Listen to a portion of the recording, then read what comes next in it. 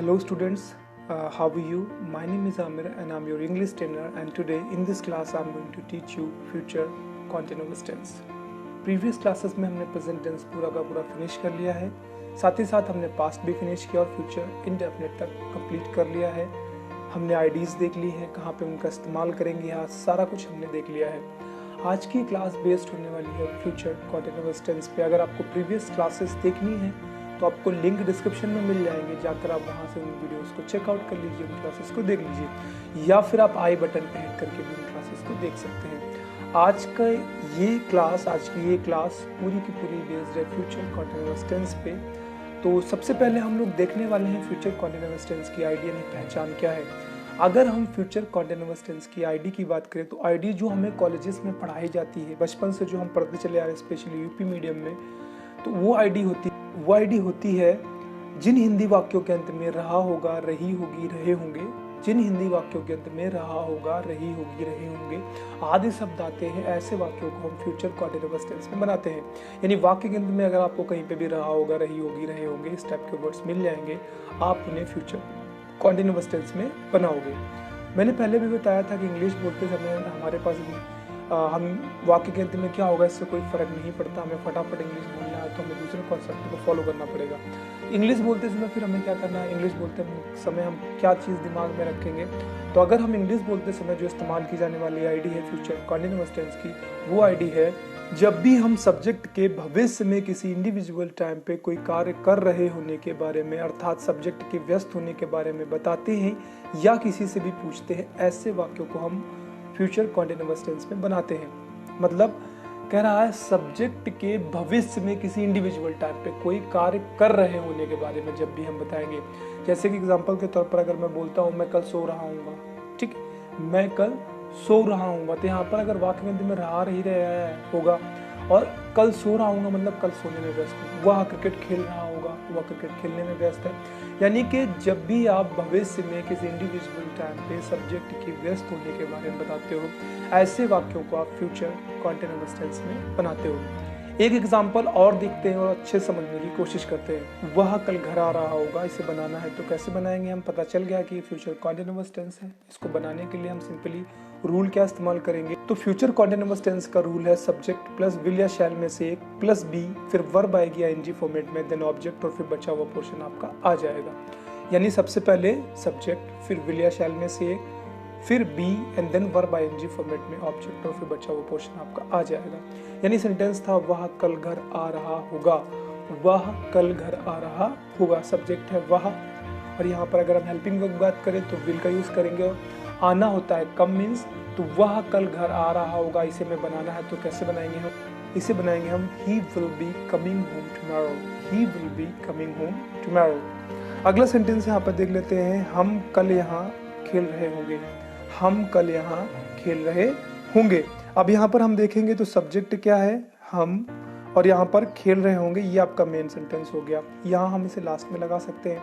तो यहाँ पे जो सेंटेंस बनेगा सबसे पहले हम यानी वी, हमने कहा हेल्पिंग वर्ब आपको स्पीकिंग में विल का ही यूज करना है, शैल का यूज नहीं करना, तो वी विल बी।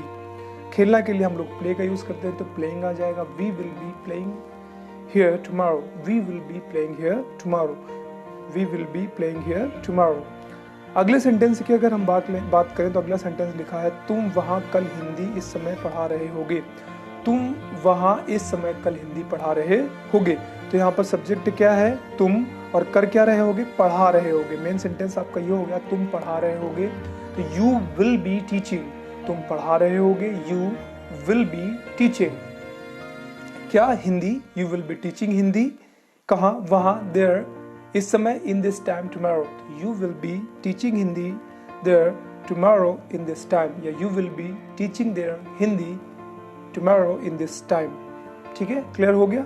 अगला सेंटेंस लिखा हुआ है हम अगले साल दिवाली मना रहे होंगे, तो फिर हम मना रहे होंगे, पहले ये वहां पर सेंटेंस बनेगा हम मना रहे होंगे, यानी we will be celebrating, we will be celebrating क्या, Diwali next year, we will be celebrating Diwali next year.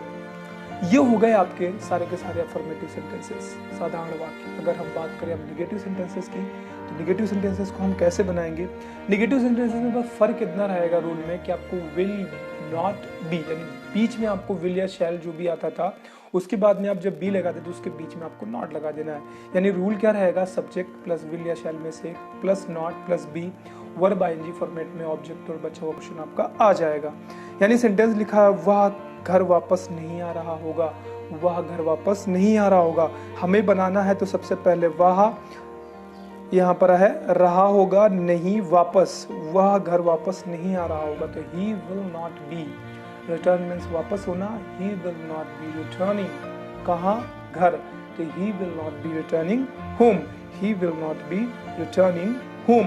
अगला सेंटेंस है वह खाना नहीं खा रहा होगा, तो वह नहीं खा रहा होगा। सबसे पहले सब्जेक्ट यानी वह, इसे हम बनाएंगे वह यानी ही, और फिर will not be and then खाने के लिए हम लोग ईट या टेक का यूज करते हैं, तो he will not be having food कर लो आप, हैविंग हाँ फूड ही करेंगे, हैविंग या टेकिंग फूड कर लो, आप दो में से कुछ भी लगा लो, तो he will not be having food या he will not be taking food. ठीक है, तो ये सेंटेंस आपका बन जाएगा। अगला सेंटेंस है वह तुम्हें कुछ नहीं बता रहा होगा, तो वह नहीं बता रहा होगा, तो यहाँ पर हम पहले लिखेंगे वह, फिर नहीं बता रहा होगा, तो he will not be telling you anything, he will not be telling you anything. ये आपका सेंटेंस बन गया। ये हो गए निगेटिव सेंटेंसेस। अब हम बात करते हैं इंट्रोगेटिव सेंटेंसेस की। इंट्रोगेटिव सेंटेंसेस को दो कैटेगरीज में बांटा गया है। एक वो जिनमें क्या शब्द वाक्य की स्टार्टिंग में आते हैं, उनका रूल रहता है, सबसे पहले आता है जो भी आपका हेल्पिंग वर्ब है वो आ जाएगी विल या शैल में से, फिर सब्जेक्ट आएगा, इसके बाद बी आएगा, फिर वर्ब की आईएनजी फॉर्मेट में आएगी, ऑब्जेक्ट और बचा हुआ पोर्शन आपका आ जाएगा। सेंटेंस है क्या हुआ शाम को घर वापस आ रहा होगा, क्या आया है, या पर हम क्या की इंग्लिश क्या लिखेंगे? हेल्पिंग वर्ब, तो will he be returning home in the evening, will he be returning home in the evening. सबसे पहले क्या के लिए हमने विल का यूज कर दिया, इसके बाद यहाँ पर हम देखेंगे सब्जेक्ट क्या था, तो वह हो गया, इसके बाद है यहाँ पर बी आ जाएगा आपका, और फिर वापस आना होता है रिटर्न मीन्स, तो यहाँ पर हो जाएगा will he be returning home in the evening. अगला सेंटेंस यहाँ पे लिखा हुआ है क्या वे मैच जीत रहे होंगे, क्या वे मैच जीत रहे होंगे, तो सबसे पहले क्या की इंग्लिश, तो will they be winning match, will they be winning match. ये हो गया टाइप 1 ऑफ इंट्रोगेटिव सेंटेंसेस। अब हम देखते हैं टाइप 2। टाइप 2 में क्या होता है, जिसमें क्या, क्यों, कब, कैसे, किसने कहा, किसको वाक्यों के बीच में आते हैं। इनके लिए अगर हम बात करें रूल क्या रहता है, तो इनका रूल रहता है सबसे पहले वही क्वेश्चन वर्ड लिखा जाता है, इसके बाद हेल्पिंग वर्ब जो भी विल या शैल में से एक, देन आपका सब्जेक्ट आएगा, फिर बी आएगा, वर्ब आएगी आईएनजी फॉर्मेट में, और फिर बचा हुआ पोर्शन आपका आ जाएगा। वह घर क्यों वापस आ रहा होगा। अब इसमें समझने की क्वेश्चन वर्ड क्या है, क्यों, तो सबसे पहले हम इसी की इंग्लिश लिखेंगे, तो आ जाएगा व्हाई, इसके बाद हेल्पिंग वर्ब विल, तो why will he be, why will he be returning home, why will he be returning home. अगला सेंटेंस है तुम क्या खा रहे होगे, तो वाक्य में आया है क्या बीच में, क्या, तो what will you be having, what will you be taking कर लो, या what will you be having. ये हो गए आपके इंट्रोगेटिव सेंटेंसेस। हमने क्या किया, हमने फ्यूचर कंटीन्यूअस टेंस सीख लिया है। अब मेन चीज यहाँ से स्टार्ट होती है, हम इंग्लिश बोलते समय कब इसका इस्तेमाल करेंगे। तो भविष्य में जब भी आप अपनी व्यस्तता को बताएंगे, एग्जाम्पल मान लीजिए मैं दिवाली के बारे में बात करता हूँ कि जब दिवाली आएगी तो हम क्या क्या करने में व्यस्त होंगे। हमारे सामने अगर यहाँ पे टॉपिक लिख दिया गया है कि माई इनकमिंग दिवाली या अपकमिंग दिवाली, आने वाली दिवाली, तो उसके बारे में अगर हमसे बोला जाएगा कि बोलिए कुछ, तो हम क्या बोलेंगे, एग्जैक्टली दिवाली के दिन हम क्या क्या कर रहे होंगे। तो इसे इंग्लिश में लिखा गया है, क्या लिखा है, we will be celebrating Diwali with great pomp and show.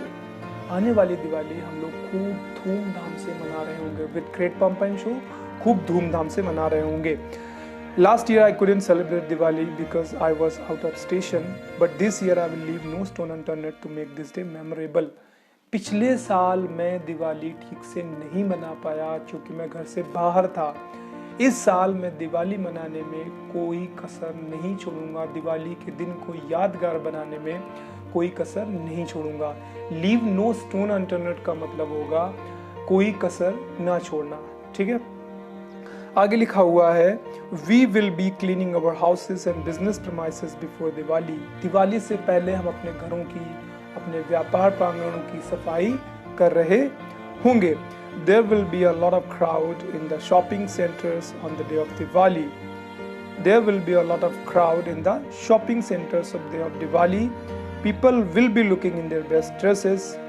कह रहा है दिवाली के दिन खूब सारी भीड़ होंगी। दिवाली के दिन आपके शॉपिंग सेंटर्स पे, या मान लीजिए शॉपिंग सेंटर्स से थोड़ी सी पहले से ही भीड़ होने स्टार्ट हो जाएगी।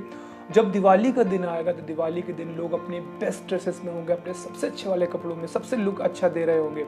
दिवाली का दिन आएगा, लोग अपने अच्छे अच्छे कपड़े पहनेंगे, फिर रात आएगी तो लिखा हुआ है at night we will be worshipping god Lakshmi and lord Ganesha the god of wealth. We will be worshipping, हम पूजा कर रहे होंगे गॉड इज लक्ष्मी, देवी लक्ष्मी की, and lord Ganesha the god of wealth. हम भगवान के देव और देवी और देवता आप कह सकते हो लक्ष्मी जी और गणेश जी की पूजा कर रहे होंगे।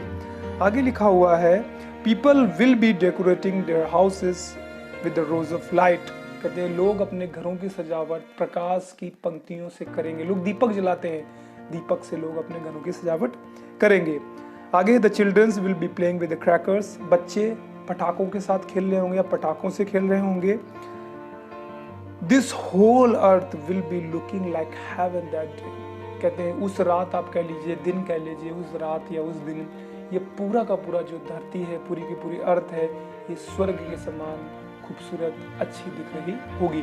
तो यहाँ पर आपने देखा लगभग 95% सेंटेंसेस फ्यूचर कॉन्टिन्यूअस टेंस में बोले गए हैं। कॉन्सेप्ट को समझेंगे आप तो फ्यूचर में जब भी आप अपनी व्यस्तता को बताएंगे वहां पर आप फ्यूचर कॉन्टिन्यूअस टेंस के बारे में, फ्यूचर कॉन्टिन्यूअस टेंस का इस्तेमाल करेंगे।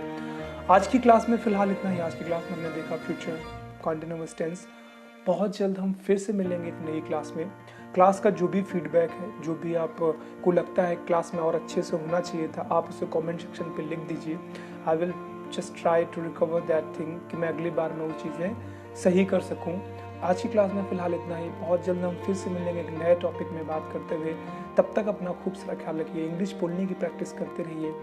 Bye bye, take care.